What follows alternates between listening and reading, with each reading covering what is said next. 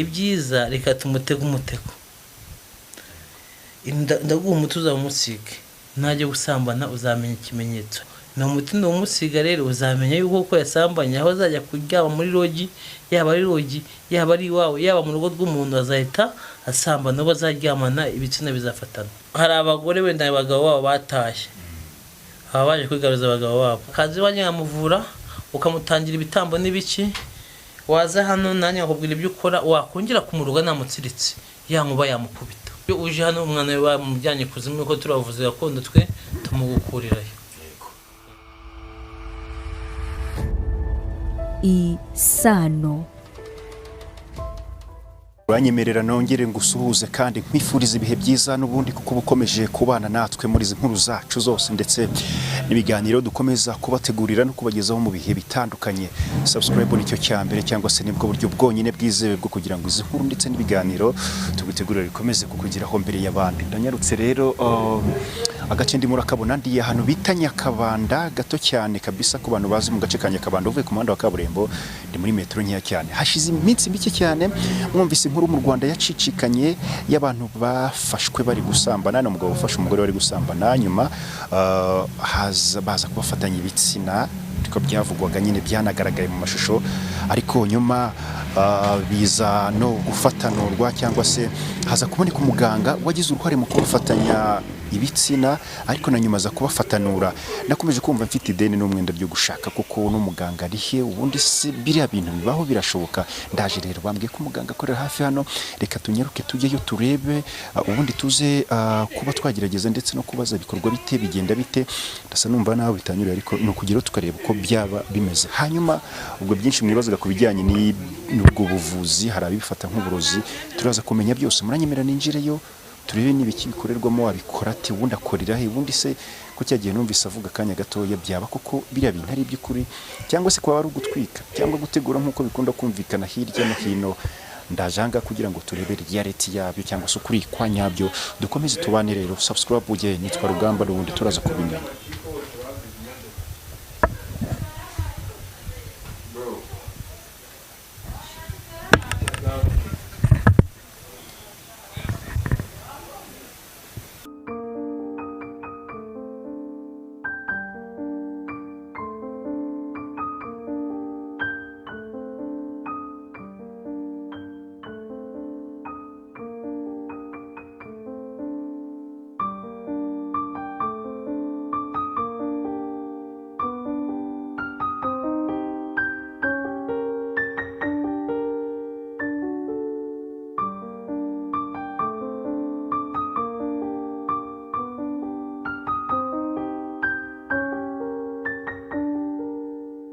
Hanyuma rero icyumba nyinjiyemo nk'ukabyaramwe, nubwo ambanze nsaba uburenganzira kugira ngo tubaganira muganga wo gatoya. Waramutse ukagira imana. Mwaramutse neza, turakomeye. Mugabo ntare mva mfite ubwoba. Haya ntabwo ari ubwoba, ni nk'uko wajya kwa muganga kwivuza ahandi hose. Buriya habaho amavuriro abiri, habaho indwara zitandukanye. Hari indwara umuntu ajya kwa muganga za kizungu, hakabaho n'indwara za gakondo. Za gakondo rero umuntu atugana, zisanzwe mukajya mu kizungu. None se ugiye kwivuza indwara za kizungu ugira ubwoba? Ni ibintu bisanzwe. Kubonamo ibintu by'impyisi. Murabona n'impu zitandukanye, ukabonamo n'inyoni do. Aka ni akanyoni ko mu mazi. Ko mu mazi. Aka ni akanyoni ko mu mazi, wakabonye? N'inzani bavuga ngo ni inyoni zo mu mazi. Iyo tuyikuyemo yuko itunzwe n'amazi ihita ipfa. Iyi ngiyi tuyitsirikishirizaho iki? Abantu tumaze kuvura. Iratsirika. Iratsirika iyi ngiyi. Abantu nari mbabwiye ndi kwinjira hariya hanze, naje nikandagira ariko birangiye ninjiyemo. Hanyuma nari nababwiye ko ari umugabo wigeze kugaragara yafatanyije ibitsina by'abantu aranabifatanura. Ni story isa n'iyacicikanye, hari nkugezeho abantu bakomeje kuvuga se umugabo ni bitebye. Ubwo rero ndashe sinzi. Okay, hano urabona hari umugore uba ufite wenda akaguca inyuma bikarenga kamere zawe, ukihangana bikarenga. Ubwo noneho rero ukuntu gahunda yari imeze, uriya mugabo yari inshuti yanjye, noneho tugasangira icupa kandi ati umugore wanjye arimo kuca inyuma, nkamubwira ni reka reka. Noneho akambwira ati arimo kuca inyuma, muha umuti wa mbere wo kugira ngo mukunde. Umugabo arambwira ati nubwo arimo kunkunda ariko arimo kuca inyuma. Ndamubwira ni rero nta muntu wamenya niba guca koko inyuma, ibyiza reka tumutege umutego, ndaguha umuti uzamusige, najya gusambana uzamenya ikimenyetso. Yagiye aba ari amagambo y'abantu cyangwa nawe ubyemera. Ni umuntu yemerewe ko yasambanye yaguye mu cyuho, ni umuti ndawumusiga rero uzamenya yuko ko yasambanye, aho azajya kuryama muri rogi, yaba ari rogi yaba ari iwawe yaba mu rugo rw'umuntu, azahita asambana, bazaryamana ibitsina bizafatana. Nimara gufatana nta wundi muti bazaguhamagara, niwe wemeye gushyira urufunguzo rwa nyuma. Nibaguhamagara nawe uzahamagara nze mu wundi muti tubamatanurishe. Niho gahunda yagenze. Ngenda Twizeyimana Vincent, ariko abantu bazi ku izina rya Mustafa. Ndagira ngo ubwo ninjiyemo numvaga hari nakubwira ngo tuganire hariya muri salo, numvaga mu kanya mfite ubwoba, ariko ubwo mpumurije umbwira ko ari ubuvuzi nyine. Ubuvuzi ntacyo, ni ubuvuzi gakondo. Twese tutaruba tukaba tutica. None se niba ufatanya ibitsina by'abantu, uba ushatse ntiwambwira ati mu kanya nuvuga bikunanira? Umuntu kereka ari icyaha wakoze, ntabwo byakora, ngo ntawe umwohote. Niyo mpamvu tugira n'amahembe hano menshi, n'amahembe dore n'utumuga hariya. Aya mahembe we twabishatse yavuga, ariko ni ibanga.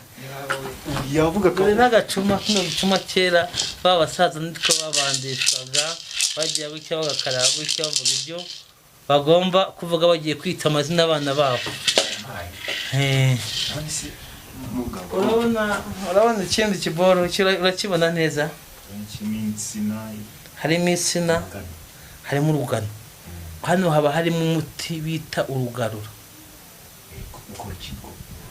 rugarura ibyibwe. Uru ni uruheza, imbere haba harimo uruheza. Ubu ngubu ushobora kugwaho gatoya ukazatera nko mu insina, umuntu yajya nko kukwiba igitoki agaheramo, ariko ni uburozi ntabwo dukunda kubitanga. Tugira ibintu byinshi cyane. Bivuze ngo mbonye mu insina akagenda akashyira mu rutoki agaheramo. Abantu barara batema ibitoki bahita baheramo mu gitondo kamusanga. N'umuti twakoresheje twawukuye muri kino kintu, uriya ufatanyisha umugore yaguciye inyuma, nawe dukoresha mu rutoki, ariko bari ubwoko bumwe. Nk'uko amashati habamo umukara n'umweru, ukaba watunze nzayambara ku cyumweru, nzayambara nembeye, nabyo niko bimeze. Ariko yose banza guca muri uyu mugano. Burya n'umuti nafatanurishije baya abantu twawukuye mu rugano, abo twajyanye babibonesha amaso yabo, narwo nari narujyanye. Nari nifite n'aya mayogi, buno yakora gashya, wayahamagarira ugakora icyo ushaka. Aya mayogi niyo iyo bagiye kukwimika ubuvuzi gakondo niyo bakuvugiriza. Iyo bayakuvugirije aba afite imbaraga. Wabonye ruriya ruhu rwo hejuru, iriya ni imondo. Iyo bagiye kukwimika ubuganga rero barukuryamisha wambaye ubusa, bakuvugirizaho amayogi, nibwo batangira kuguha ubuganga. Wambaye ubusa buri nk'uko wavutse. Nta baganga b'abagore bavura gakondo? Babaho. Ubwo nawe no kumuryamisha? Buri. Akaba ari umuganga umwimika? Umuntu umwimika n'uwo ugiye umugore wawe nawe ni hano hajya ati? Uriko abantu batabizi, ariko ntabwo twemerewe kubikora, tugendera kuri gahunda za leta. Abantu barabizi ko ntabwo babikora. Yego. Niyo mpamvu rero twishyize hamwe, iyo tugiye mu nama twemeza ibigomba gukorwa n'ibitagomba gukorwa.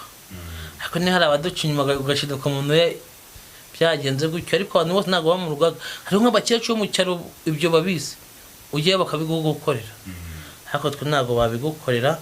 Ariko n'ubundi hariho n'umuntu wiroga, ukaroga umuntu akaza iwanjye nkamuvura, ukamutangira ibitambo n'ibiki, waza hano nanjye nkakubwira ibyo ukora, wakongera kumuroga namutsiritse, ya nkuba yamukubita.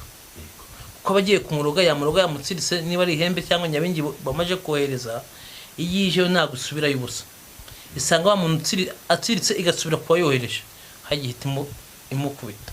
Sura amahembe ntatinya kamera we nakaba yakugirira nabi. Oya nta kibazo. Nta cyabatwara. Umuntu ese nta muntu utanga igitambo cy'amaraso mugenzi we. Ibitambo batanga iby'amatungo kuko nayo numva bavuga ngo runaka ngo impamvu ngo yakize ngo yatanze ngo umuntu ngo akunda ngo we ngo mama we nawe n'ibindi ngo biriya ni ibyo kugikuzimu. Twe bavuze gakondo ntabwo tubikora, twe tubavuze gakondo hari abandi bashinzwe gukora ibyo ngibyo, n'abarozi abo ngabo. Niyo mpamvu iyo uje hano umwana we bamujyanye kuzimu ko turavuze gakondo twe tumugukurirayo.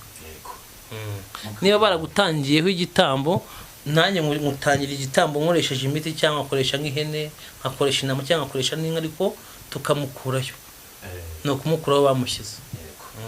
Mugareka mureke ukomeza akazi rero, wakoze kwemera kutwakira nawe kandi mwakoze.